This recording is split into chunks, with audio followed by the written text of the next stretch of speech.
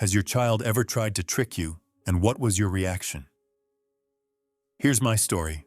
A psychiatrist's office in Seattle with test results on the table, and the doctor says, "Mr. Thompson, your tests are perfect with no depression and normal cognitive function. You are completely healthy." But what your son Michael wrote in the form is very different, claiming suicidal thoughts, sleep problems, social isolation, 15 pounds of weight loss. It's all a lie. That's me, Charles Thompson, 69 years old from Seattle, Washington. And at that moment I realized my son is trying to make me look sick. But why? Because the one who is sick is actually him. If you want to hear these twisted stories of betrayal, please subscribe to the channel. Sometimes seemingly innocent concerns are the beginning of the most dangerous games. My name is Charles Thompson, and I'm 69 years old, living in Seattle, Washington, in the Capitol Hill neighborhood, which is a nice, quiet neighborhood. I'm retired after working for 36 years at Boeing as an aerospace engineer, which gave me a good career and a good retirement. My wife Diane died 2 years ago, in March 2020, during COVID's first wave, the terrible wave. She was 67 when she went to the hospital and was put on a ventilator for 2 weeks, and then she was gone. I didn't even see her because of COVID rules with no visits and no farewell. I said, "I love you" on the phone as my last words to her. We had 44 years of marriage after getting married in 1976, when I was 25 and she was 23. And then I was alone for 2 years in a quiet house with an empty bed and coffee alone in the mornings. But I had my son Michael, who is 41 years old, married with 2 children, Jacob, who is 13 years old, and Olivia, who is 10 years old. He works at Microsoft as a software engineer with a good job and good salary, living in Bellevue, 30 minutes from Seattle. I thought he was a good son, who calls regularly and visits once a week, asking, "How are you, Dad?" And I'd say, "Fine, son." Normal, ordinary, a loving son. But January 2022, the 13th, a Thursday morning and a normal day, I was having breakfast with eggs, bread, and coffee, eating alone because I'm used to it now. The phone rang, and it was Michael saying, "Good morning, Dad. Are you awake?" "I'm awake, son, having breakfast, and you?" I replied. "Heading to work, but I need to talk to you about something important," he said. My heart skipped a beat. What's wrong? Is there a problem? Michael paused before saying, "Dad, you're okay, right? Health-wise?" "I'm fine. Why do you ask?" I responded. Michael paused again. "Dad, lately, for the past 6 months, Jennifer and I have been watching you, and we're worried." Jennifer is Michael's wife, 38 years old, a good woman who teaches. "What are you worried about?" I asked. "Dad, you seem very withdrawn. You don't leave the house, you're not seeing your friends, you're just sitting at home, and this isn't healthy," he explained. I stopped to think because, was he right? Yes, I wasn't leaving the house much since the pandemic was over, but the habit remained, though I wasn't depressed. I was just living quietly. "Michael, I'm fine. I'm just old, 69 and retired, and I want a quiet life," I said. "But Dad, if Mom were here, what would she say?" "Charles, get out, talk to people, live life," he countered. "Mom, Diane." Yes, Diane would say that because she was a social, active woman. "Okay, son, you're right. I'll socialize more," I agreed. "Dad, I have a suggestion, and please don't get mad," he said cautiously. I tensed up. "What suggestion?" "Maybe you should talk to a professional, a therapist or psychologist, just a checkup, because you haven't had any therapy since Mom died, and maybe it would help," he proposed. "Therapy? A psychologist? For me?" "Michael, I'm not crazy. I don't need therapy," I protested. "Dad, crazy is the wrong word because mental health is important for everyone. Like a physical checkup where you just talk and it helps," he explained. I thought about it because maybe he was right. After Diane, I never talked to anyone, and kept my pain hidden, so maybe talking would be good. "Okay, Michael, I'll think about it," I said. "Dad, I made an appointment with Dr. Laura Chen at Seattle Behavioral Health Clinic. She's a psychiatrist and she's great with fantastic online reviews," he revealed. He made an appointment without asking me? "When is it?" I asked. "Tomorrow, Friday at 2 in the afternoon, and I'll take you," he said. I got angry, slightly angry. "Michael, you made an appointment without asking me?" "Dad, I'm sorry, but I knew you'd say no. This is for you, so please just go once, and if it doesn't help, you won't go again," he pleaded. I thought about it. Just once, one session. It can't hurt. "Okay, once, but then Michael, you'll leave me alone," I agreed. "Thanks, Dad. I'll be there at 1 tomorrow, so be ready," he said. He hung up and I sat down as the coffee had gone cold while I thought. Michael is worried, which is a good thing, because a son who thinks about his father is a good son. But there was a little doubt inside me. Why is he so insistent? And why did he make an appointment without asking me? Maybe he really is worried, or maybe there's something else.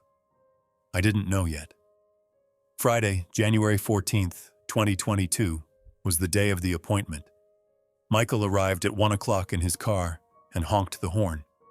I went out dressed properly in jeans, a shirt, and a coat. "Hi, Dad. Are you ready?" he asked.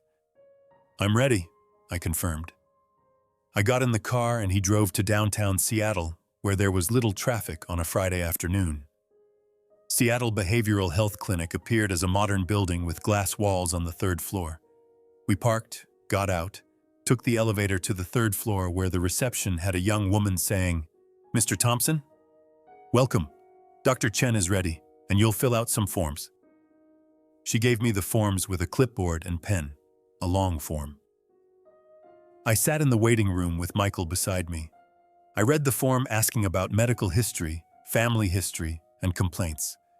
The complaints section was blank, so should I write something? And what should I write? Michael leaned over. "Dad, do you need help?" "No, I'll fill it out myself," I said.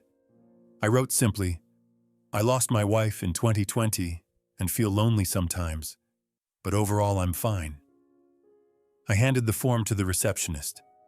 We waited for 10 minutes, then 15 minutes. Michael was beside me and seemed tense, rubbing his hands and checking his phone often.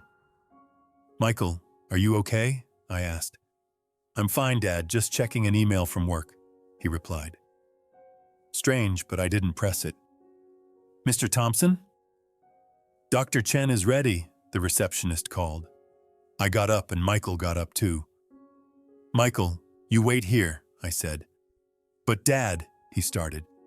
"Michael, I'm not 70, I'm 69, and I can go in by myself," I insisted. Michael sat back down. I walked down the hallway behind the nurse who said, "This way, Mr. Thompson." The door said, "Dr. Laura Chen," and I knocked.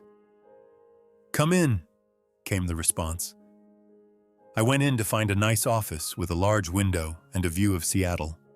Dr. Chen stood up, a woman in her 30s, Asian, wearing glasses, professional, saying, "Mr. Thompson, welcome. I'm Dr. Laura Chen. Please sit down." I sat down in a comfortable chair opposite her.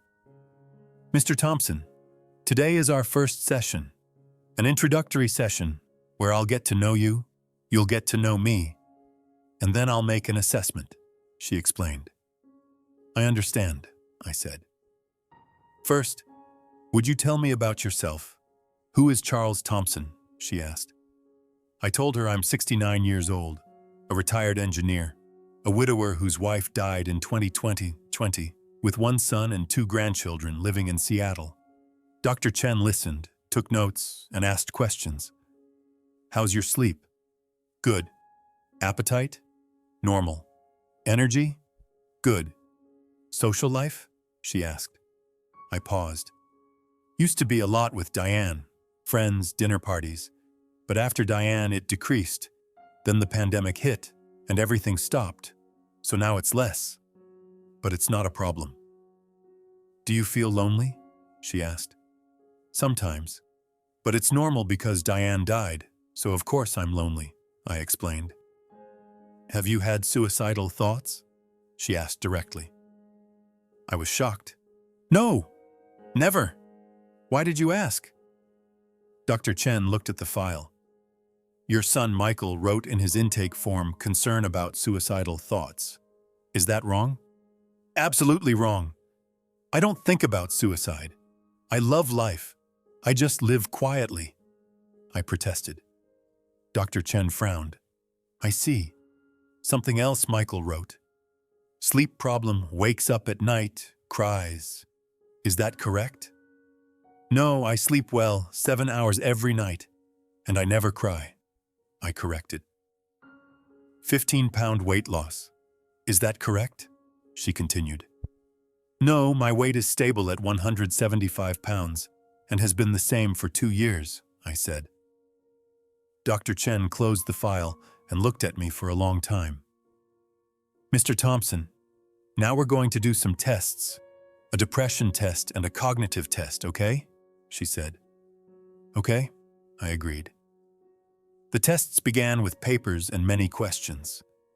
Beck Depression Inventory with 21 questions. Do you feel sad? No. Are you hopeless about the future? No. Do you want to harm yourself? No. MMSE, Mini Mental State Examination, a memory test. What day is today? Friday, January 14th, 2022. Who is the president? Biden. Count backwards starting at 100, counting down by sevens. 100, 93, 86, 79. Geriatric depression scale with 15 questions as a depression test for the elderly. It took 45 minutes and I was tired, but I finished. Dr. Chen gathered the papers. Wait, Mr. Thompson, I'm evaluating the results. 10 minutes passed as she worked on the computer and calculated. Then she turned to me with a serious face. Mr. Thompson, your results are ready. I was scared, slightly scared. Tell me, doctor. Beck Depression Inventory. 4 out of 63, minimal, no depression, she announced. MMSE. 30 out of 30, excellent cognitive function normal, she continued. Geriatric depression scale. 2 out of 15, minimal, no depression, she added. Summary. Mr. Thompson, you are completely healthy with excellent mental health.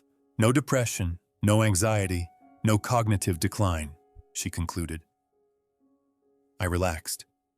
Thank you, doctor. That's good news. But Dr. Chen paused and looked at me differently. Mr. Thompson, I'm going to ask you something very important, she said. Ask away, doctor, I replied. The things your son Michael wrote are all wrong. No suicidal thoughts, no sleep problems, no weight loss. Everything is wrong. So why? She asked. I paused. I don't know, maybe he misunderstood out of anxiety. Dr. Chen shook her head. Maybe, but Mr. Thompson, I'm going to tell you something else as a professional observation within ethical boundaries, but it's important. Tell me, I said.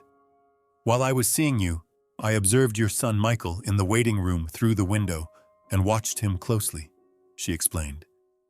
And I saw physical symptoms, shaking hands, excessive sweating, restlessness, constantly checking his phone, tapping his foot, panic, she listed. These are signs of high stress and an anxiety disorder, probably severe anxiety, she concluded. I froze. Michael? Is he sick? I can't diagnose without seeing him, but the symptoms are clear. Mr. Thompson, your son brought you here saying Dad's sick, but I think he's the one who's sick, she said. I sat there shocked because Michael was sick with an anxiety disorder. But why would he say I'm sick? I asked. Dr. Chen leaned forward. I don't know, but Mr. Thompson, I'm going to make a suggestion within ethical boundaries that might help. What are you suggesting? I asked. You're already here and I want to see Michael. But if I just say, make an appointment, he won't come because he doesn't see himself as sick, she explained. But if we use you as an excuse saying, I need to talk to you about your father, family information needed, Michael will come in, and then I'll ask a few questions and look at the symptoms, she proposed. If he really is sick and needs help, I'll refer him and recommend treatment, she continued. But Mr. Thompson, I need your permission because this is a bit manipulative, an ethical gray area. But my intention is good, to help your son, she concluded. I thought about it because manipulative, yes. But if Michael really is sick and needs help, this is a good thing. Michael pretended I was sick and he lied. But maybe he is sick and wants help but doesn't know how. Dr. Chen, I agree. See Michael and do whatever is necessary, I said. Thank you, Mr. Thompson. Now you wait here while I call Michael, she said. Dr. Chen went to the door, opened it, and called out, Michael, can you come? I need to talk to you about your father. Michael's voice responded, Of course, doctor, I'm coming. Dr. Chen turned to me in a low voice. Mr. Thompson, now go sit in that chair in the corner. Be quiet, watch and listen, but don't talk, okay? Okay, I agreed. I went to the corner chair as Dr. Chen drew the curtain slightly so I could be seen but wouldn't attract attention. Michael came in looking nervous, very nervous. Dr. Chen, how's Dad? The test results? He asked anxiously. Sit down, Michael, let's talk, she said. Michael sat down in the same chair I had been sitting in. Dr. Chen sat down across from him. Michael, I need some information about your father's family history. Can you help me? Of course, what do you want to know? He replied. First, your father's daily routine. What does he do? How does he live? She asked. Michael explained. Dad is very withdrawn. He doesn't leave the house, he doesn't call his friends, he just watches TV, eats, sleeps, and doesn't do anything. That's a lie because I work in the garden, go for walks, read books, and listen to podcasts. Dr. Chen took notes. I see. And you, how are you, Michael? Michael paused. Me? I'm fine, why do you ask? Because a family member's illness can be stressful and affects you. How are you feeling? She probed. Fine, I'm just worried about Dad, he claimed. Dr. Chen looked at Michael's hands. Michael, your hands are shaking. Are you aware of that? Michael looked at his hands and quickly hid them. Oh, I had coffee, too much caffeine. When was the last time you slept well? She asked. Michael paused. I don't know, maybe 2 weeks ago, maybe 3. Why can't you sleep? She continued. Stress. Work stress with too many projects, he explained.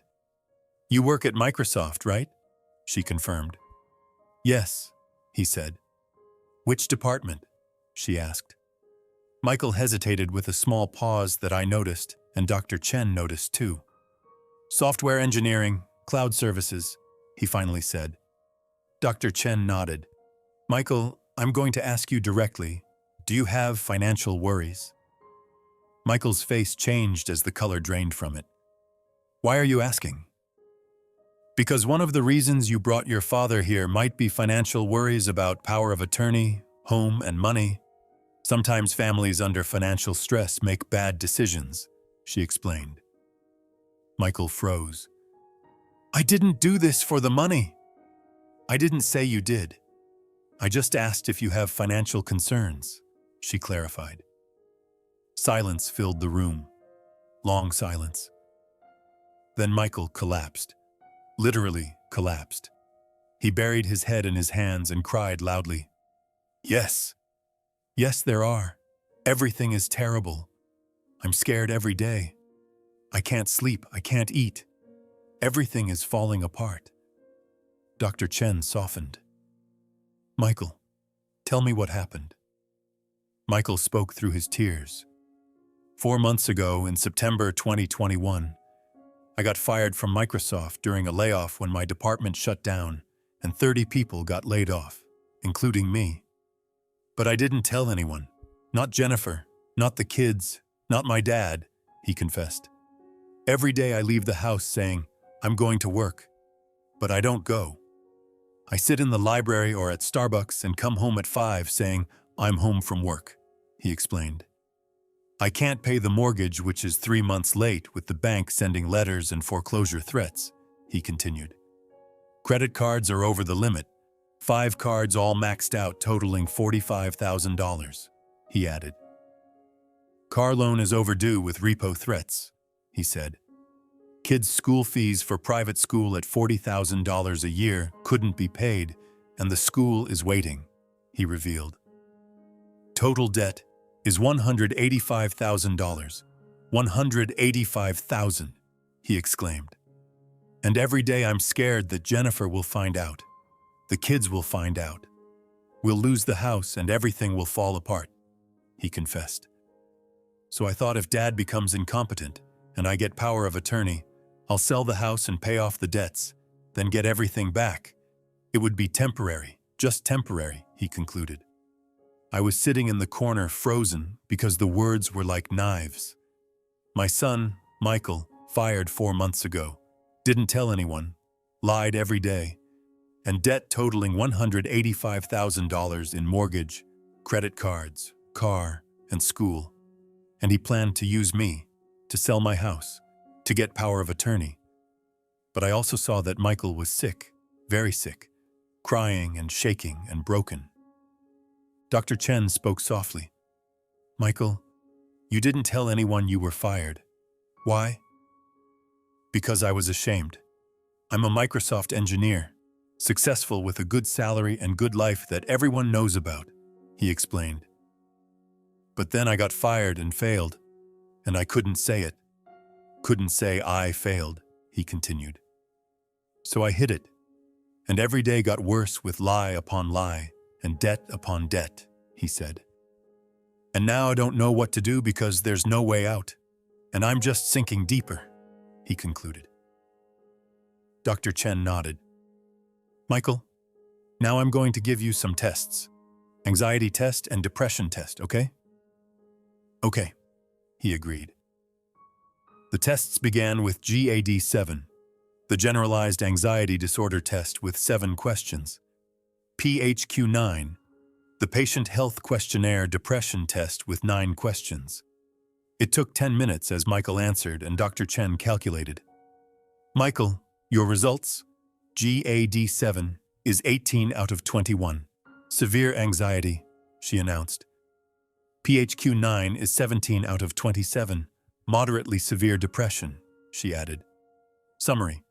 Michael, you have a serious anxiety disorder and moderate depression, and you need intensive therapy right away, she concluded.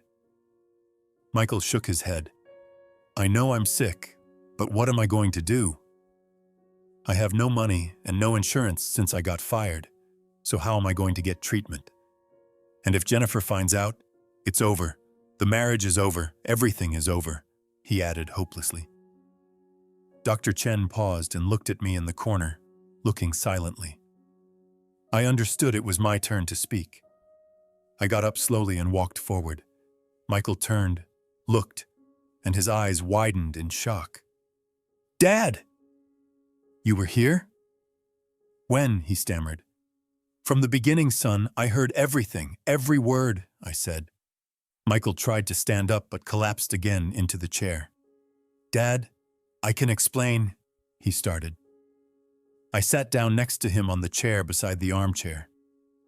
Michael, you don't need to explain because I heard everything, I said. You got fired 4 months ago, didn't tell anyone, and lied every day, I recounted. Debt totaling $185,000 in mortgage, credit cards, and everything, I continued. And you brought me here saying Dad's sick, depressed, suicidal thoughts. All lies, I stated.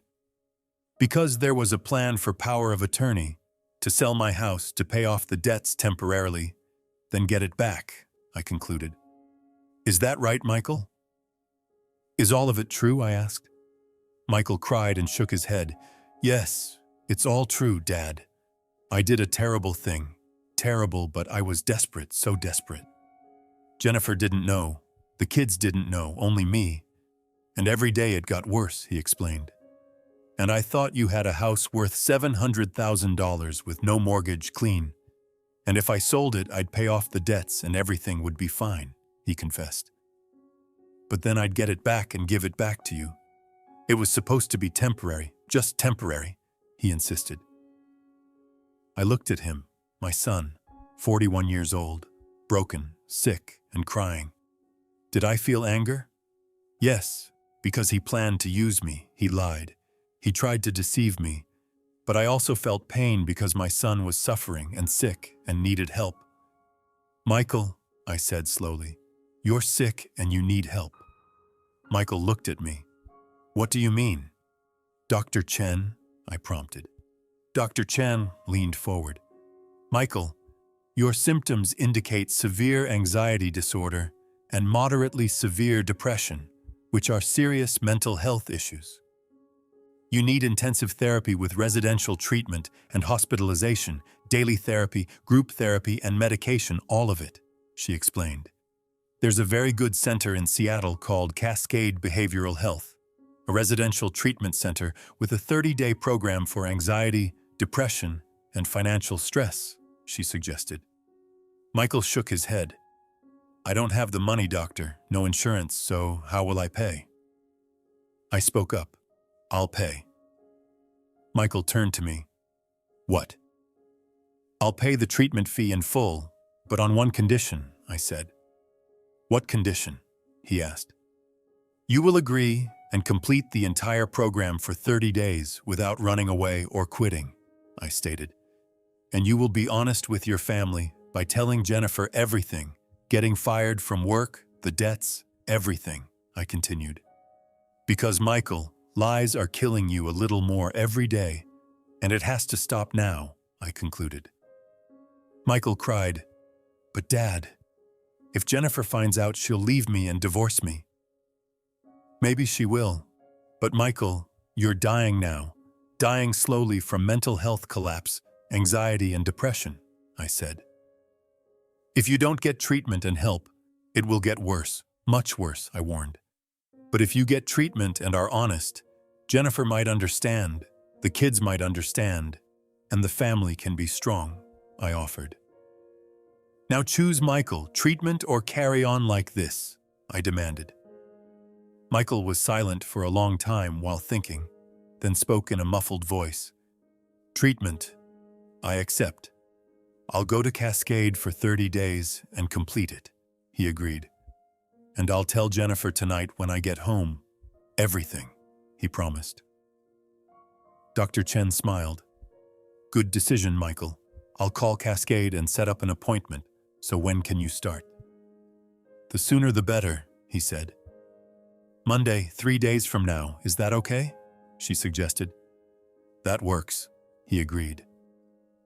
Dr. Chen stood up. I'll make the calls. You two talk to each other and have a private conversation. She left the office and Michael and I were alone in awkward silence. Michael spoke first. Dad, I'm sorry, so sorry. I tried to use you and it was awful. I know, son, I replied. Why did you forgive me and why are you helping me? You should be angry and should have kicked me out, he asked. I looked at him. Michael, when you tried to use me, you were a sick man, unconscious and helpless. When I sent you for treatment, I was a healthy father, conscious and purposeful, I explained. You pointed a gun at me, a gun of lies and manipulation, I continued.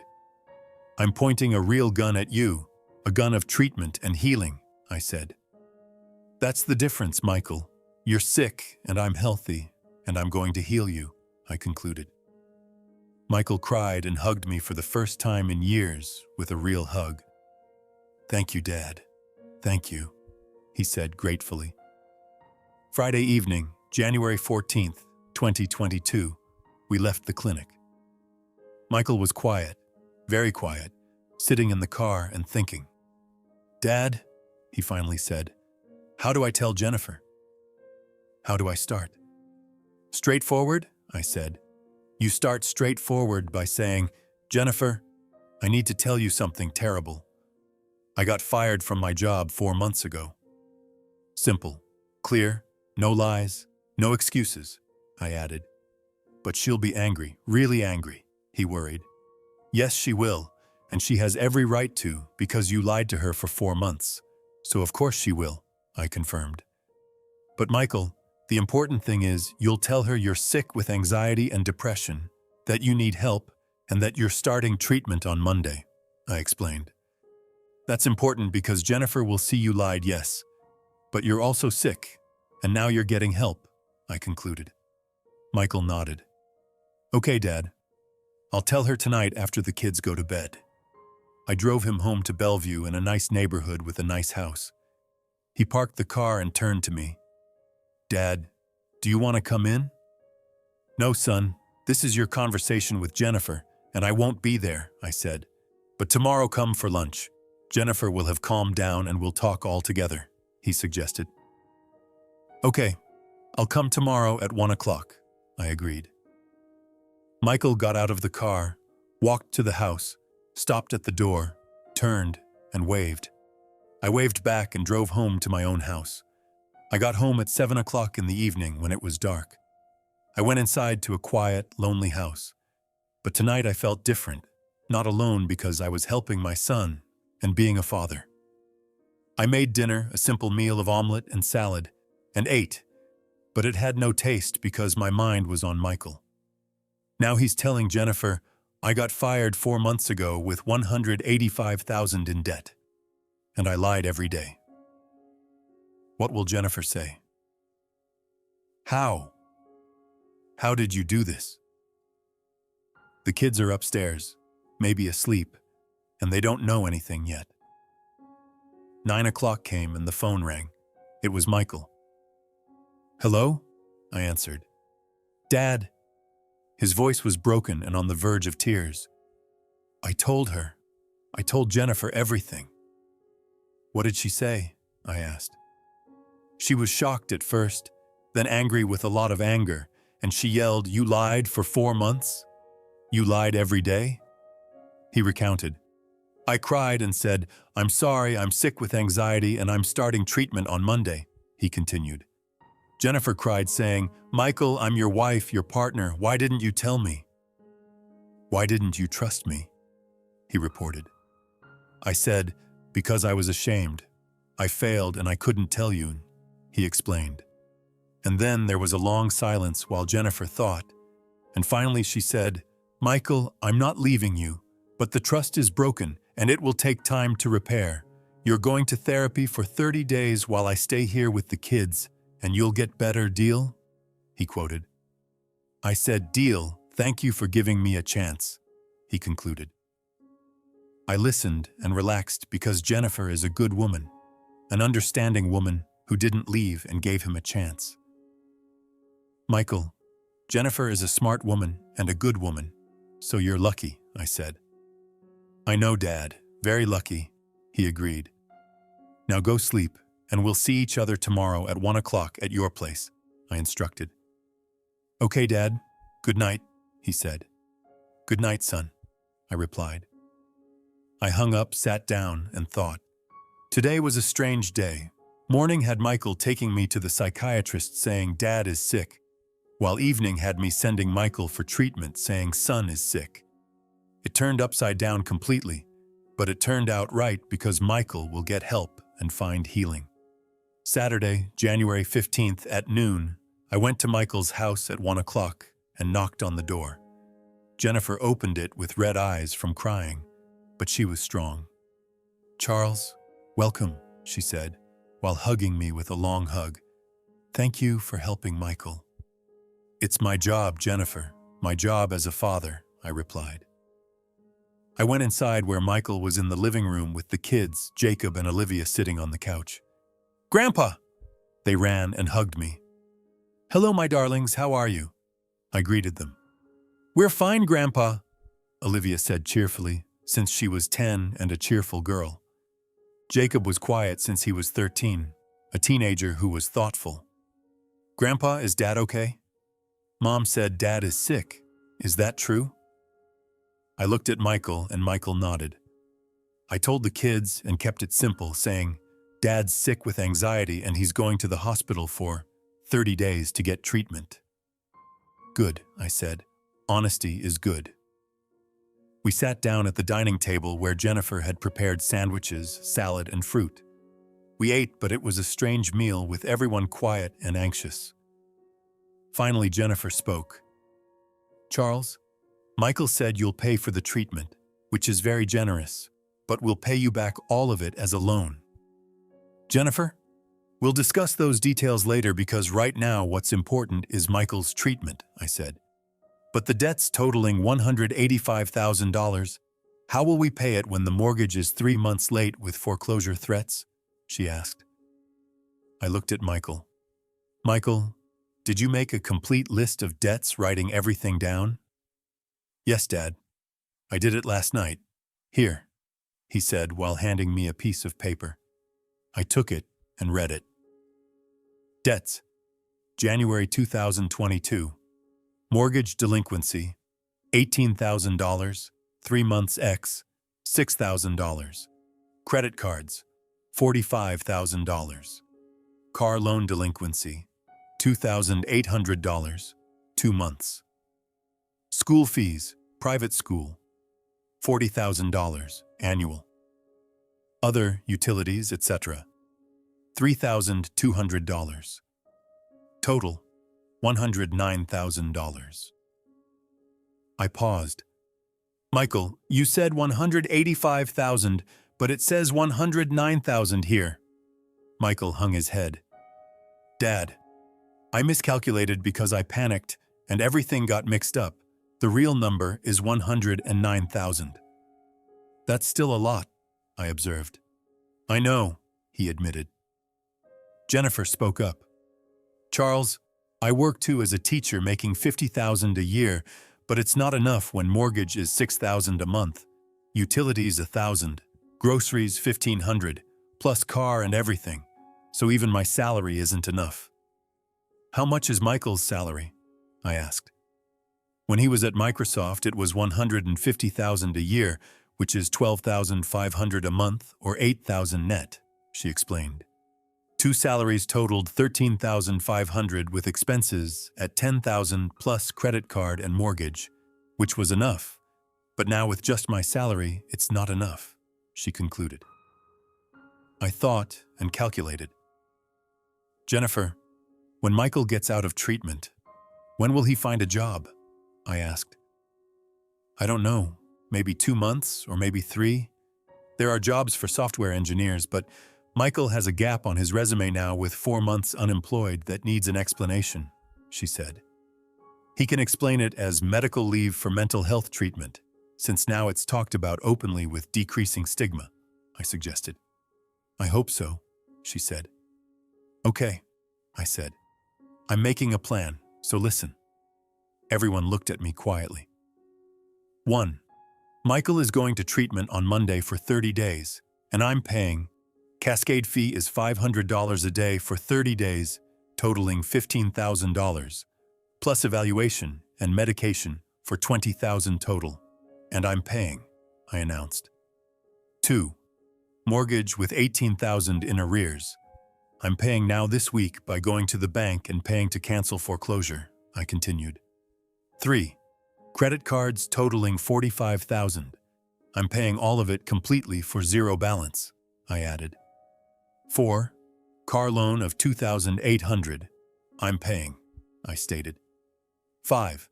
School totaling $40,000. I'm paying for this year, I concluded. Total $125,000, I summarized. Everyone was shocked as Jennifer said, Charles, $125,000. That's too much. Not for me, Jennifer, because I'm retired with Boeing pension at $6,000 a month and Social Security at $2,000 for a total of $8,000 a month.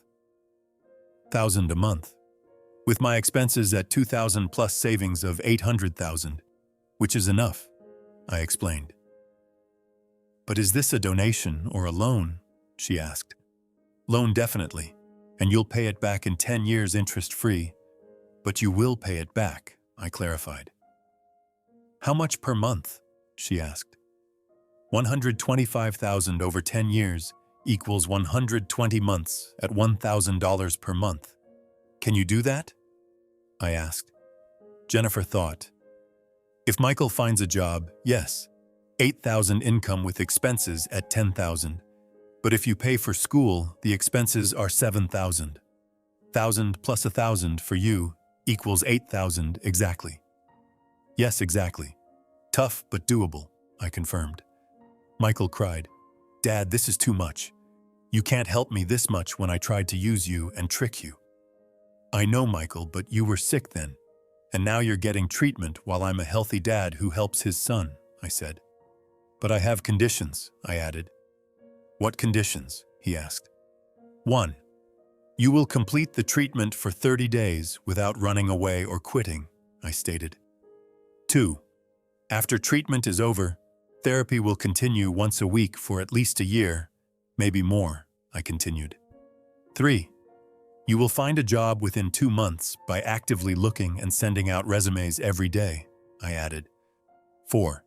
Credit card use will end with all of them cut off, leaving only debit cards and cash with no borrowing, I instructed. 5. You will make a budget with Jennifer, a monthly budget that you'll show me every month transparently, I concluded. These are the 5 conditions.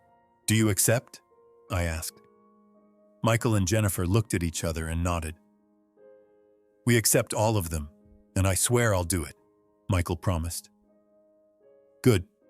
Now let's make it legal with a lawyer preparing a loan agreement in writing with signatures, I said.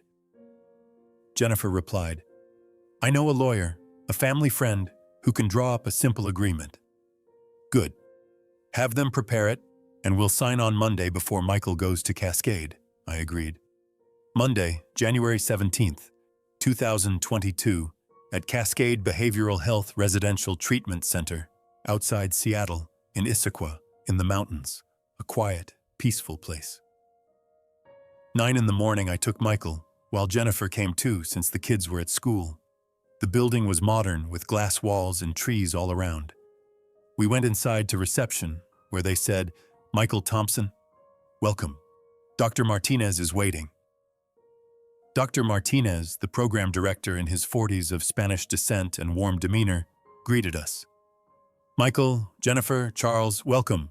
Sit down and let me explain the program, he said.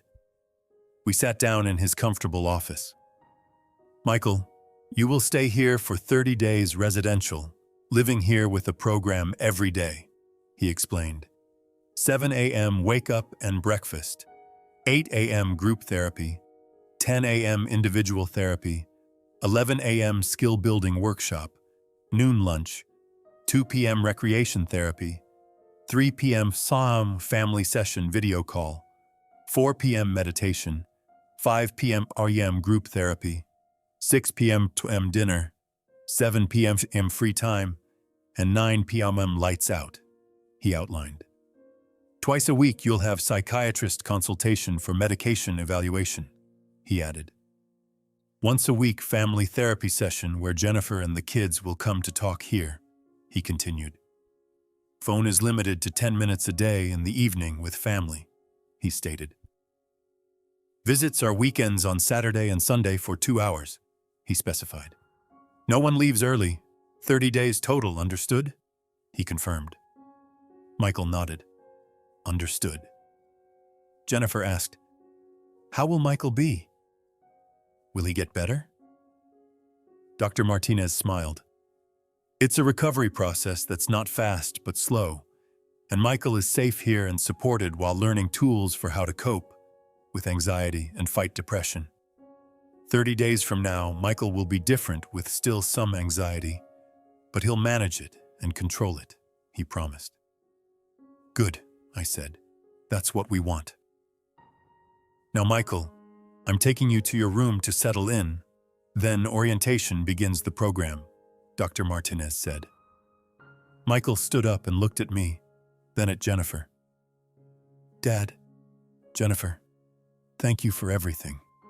I didn't deserve it, but you gave me a chance, he said emotionally.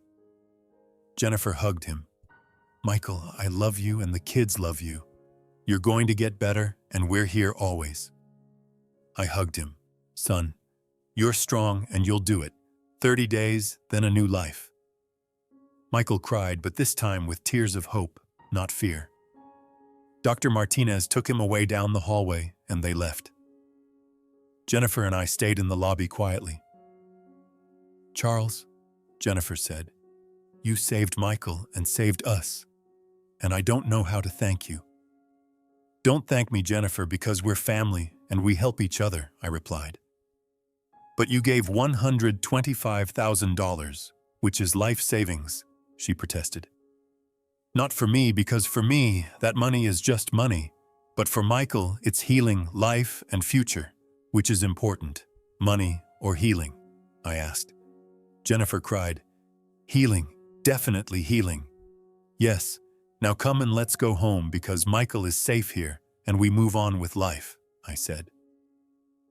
February 16th, 2022, 30 days passed, and Michael is coming back from Cascade.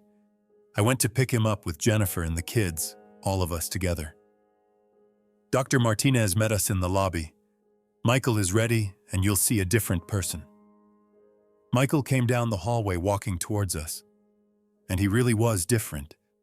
His face was more rested, his eyes more alive, and his posture more upright. Jennifer! Kids! Dad! He hugged everyone with long hugs. Olivia exclaimed, Dad! I missed you. Jacob asked, Dad, are you okay?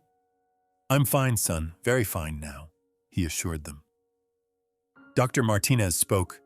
Michael did a great job by actively participating in group therapy, doing deep work in individual therapy, and the medication is working well. Escitalopram for anxiety is effective. And the discharge plan is ready with therapy once a week with Dr. Sarah Kim in Seattle, where appointments are set, he continued. Job search support includes resume prepared and interview training done, so you're ready, he added. Michael, you will succeed, and I'm sure of it, he concluded. Thank you, doctor. To you and everyone because you saved my life here, Michael said gratefully. We returned home to Michael's home in Bellevue. We arrived home and Michael went inside, taking a deep breath. Home, I missed it. We sat in the living room where Jennifer made coffee and we drank it. Michael, I said, how are you feeling? Different, Dad. Very different because 30 days ago, panic was every day and fear was every minute thinking, how will I pay the debt? Jennifer will find out. I'll lose the house, everything will end, he recalled. But now there's still anxiety, but I'm managing it with breathing exercises, meditation, and therapy tools that I'm using, he explained. And medication with escitalopram started working after 2 weeks, with thoughts calmer and less panic, he added. And most importantly, no lies with everything out in the open, because Jennifer knows, you know, and there's nothing to hide, which is so relieving, he concluded. Jennifer added, Charles, Michael called every day from Cascade for 10-minute phone calls, where we talked honestly with no lies, which is the first time we've been this open in our marriage. Good, I said. Honesty is the foundation, the base where everything is built on that. Now it's time to look for a job. Is your resume ready? I asked. Michael opened his laptop. Here, a career counselor at Cascade helped me. Look. Michael Thompson. Software engineer, LinkedIn, GitHub. Portfolio professional experience, Microsoft. Software engineer, 2015 to 2021 cloud services development. Team lead on 3 major projects. Collaborated with cross-functional teams. Medical leave, September 2021 to February 2022. Intensive mental health treatment, anxiety and depression management. Return to workforce fully recovered. See, Dad?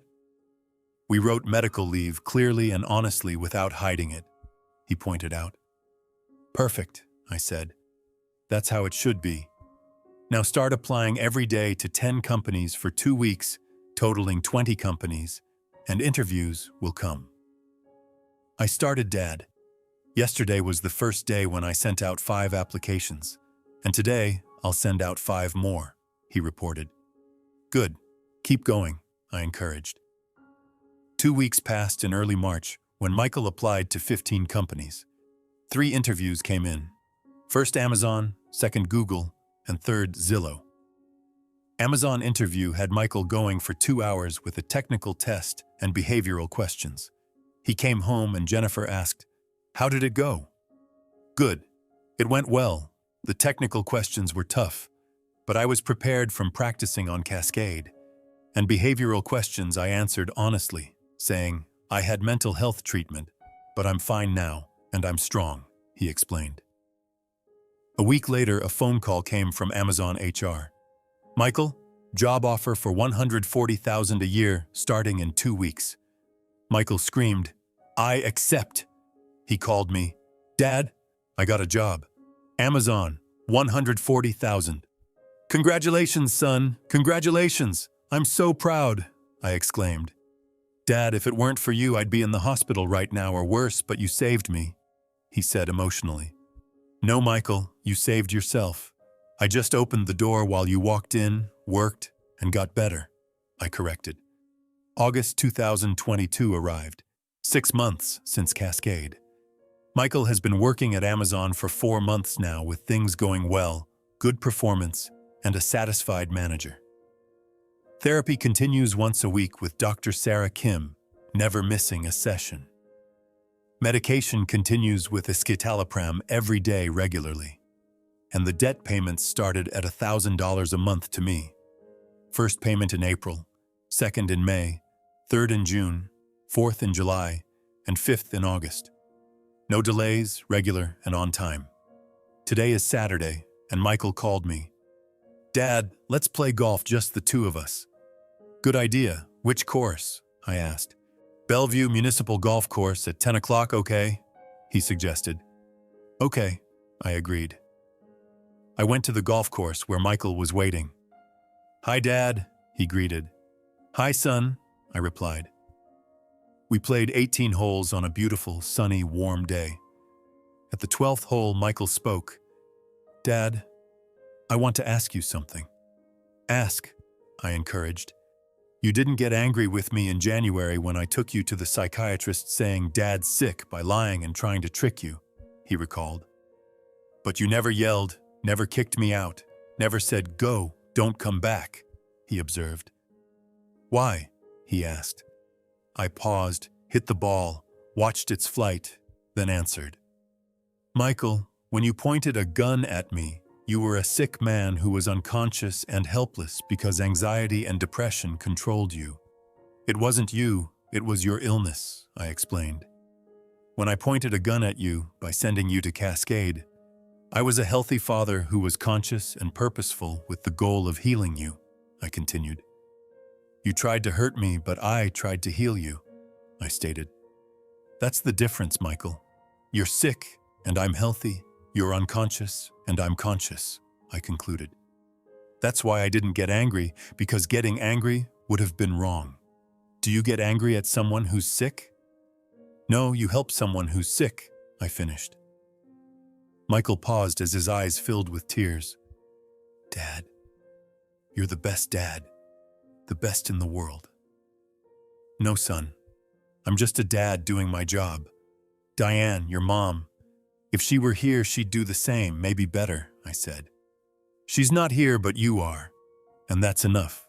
More than enough," he said gratefully. We hugged in the middle of the golf course because sometimes eyes fill up, and that's okay.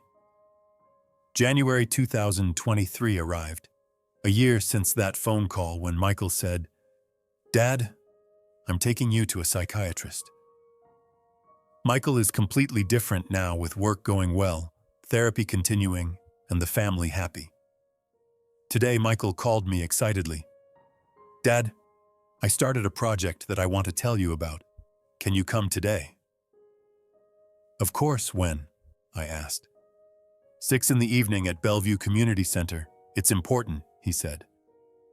I went to the community center, a big building with meeting rooms. Michael was waiting in the lobby. "Dad! Come, I'll show you." We went into a room with a sign on the door, Men's Mental Health Support Group, every Thursday, 6 p.m. "What's this?" I asked. "Dad, I started a support group for men about mental health, anxiety, depression, and financial stress," he explained. "Every Thursday at 6, we meet here with 10 members now, and it's growing every week," he continued. "And this week's special speaker is you," he announced. "Me?" I asked, surprised. "Yes, When Your Child Becomes Your Patient, A Father's Story is the title. My story, but from your perspective, a father's perspective," he explained. "You'll tell it about how you noticed, how you helped, and how you healed," he outlined. "Michael, I'm not a speaker or a professor," I protested. "But Dad, you're experienced because you lived it, and people want to hear a real story, not a professional presentation," he insisted. I thought about it. "Okay, I'll tell it. Our story." 6 o'clock came and people started arriving, men of various ages from 20 to 60. Everyone sat down in a circle of 15 people. Michael stood up. "Welcome, I'm Michael, and we have a special guest today, my father Charles, who is the most important part of my story, the man who saved me, and now he's going to tell his story." I stood up. "Hello, I'm Charles. I'm 70 years old, and a year ago my son Michael took me to a psychiatrist saying Dad's sick, but he was lying. I told them everything. Dr. Chen, the tests, Michael's real situation with anxiety, depression, financial stress, getting fired, lies, cascade, treatment, recovery, new job, and healing. I spoke for 30 minutes and everyone listened quietly. Finally, a man stood up.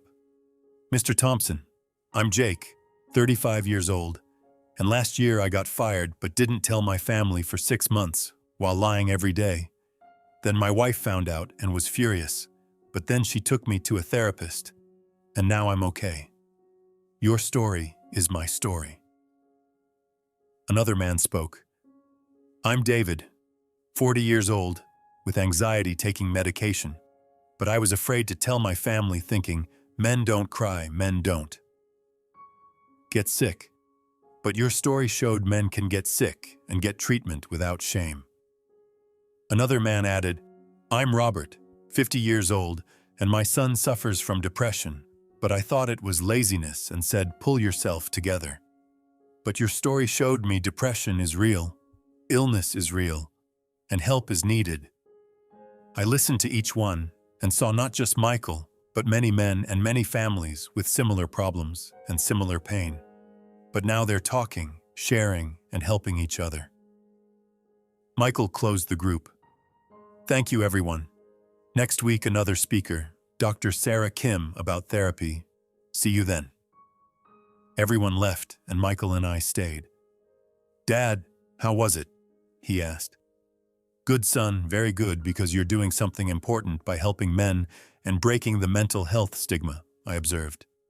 "Because of you, Dad, you showed me asking for help is strength, not weakness," he said. "And I want to show others with my story," he added. "I'm proud of you, son, very proud," I said. January 2024 arrived. 2 years since that strange Friday. Today, I'm 71 years old and I'm healthy and happy. Michael has been at Amazon for 2 years now, with a promotion to senior software engineer at a salary of $160,000. Therapy is still ongoing, but now twice a month instead of weekly, because Michael is stable and strong. Medication continues with escitalopram, and the doctor said, maybe forever, maybe for life, but that's okay because it's effective and safe. The debt is being paid off after 24 months, with $24,000 paid and $101,000 left for 96 more months, which is 8 years. But it's regular with no delays, and I trust Michael will pay it off. Jennifer is still a teacher and happy, with the marriage strong, stronger than before because there's honesty and no lies. The kids have Jacob at 15 in high school as a good student. and Olivia at 12 in middle school as a cheerful girl. The men's support group has grown to 40 members now, with 2 groups meeting every Thursday at 6 and 8. Michael is the leader who organizes, finds speakers, and helps. And today is a special day because today I'm signing a will amendment. I went to the lawyer's office and called Michael too. "Why did you call me Dad?" he asked. "You'll see," I replied. The lawyer, Sarah Miller, in her 30s and professional, said, "Mr. Thompson, the will amendment is ready. Let's read it." Charles Thompson, Last Will and Testament, January 15th, 2024. Assets: house, Seattle, $750,000. Savings and investments, $720,000. Pension, remaining, $200,000. Total, $1,670,000. Beneficiary, Michael Thompson, 100%. Alternate beneficiaries, Jacob and Olivia Thompson, equal shares. Special provision, Michael's debt, $101,000 remaining. Forgiven, payments stopped, remainder of will exempt. Michael was shocked. "Dad, the debt is forgiven? Why?" "Because, Michael, you paid regularly for 2 years with no delays, and you showed you were responsible," I explained. "And I don't want you to still owe $100,000 if I die because I don't want it to be a burden," I added. "But Dad, I can pay it off in 8 more years," he protested. "I know, but it's not necessary because the will is forgiving," I stated. "But is this fair when I tried to take advantage of you and lied? Do I deserve this?" he asked. I looked at him.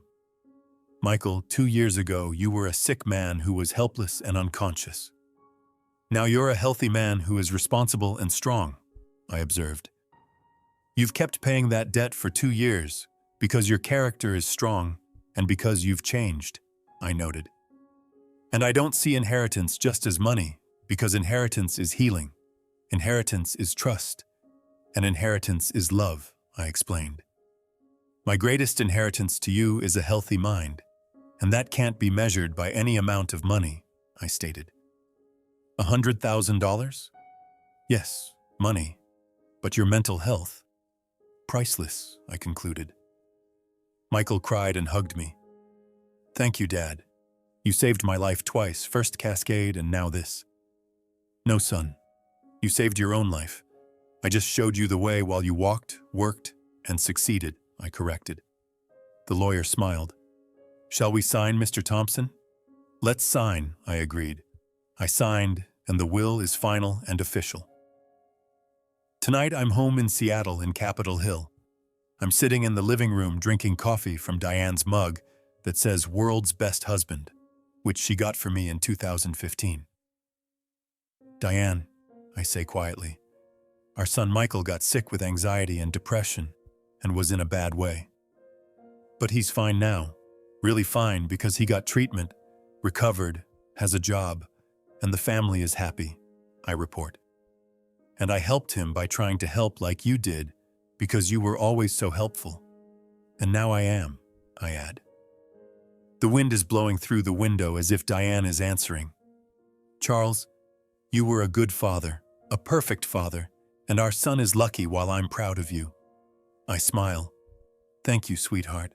Always with you in my heart." The phone rings and it's Michael. "Hello?" I answer. "Dad, let's play golf tomorrow. It's a tradition every week, and tomorrow too, okay?" he suggests. "Okay, son, what time?" I ask. 10 at the same course, he confirms. "I'll be there," I agree. "Dad?" he says.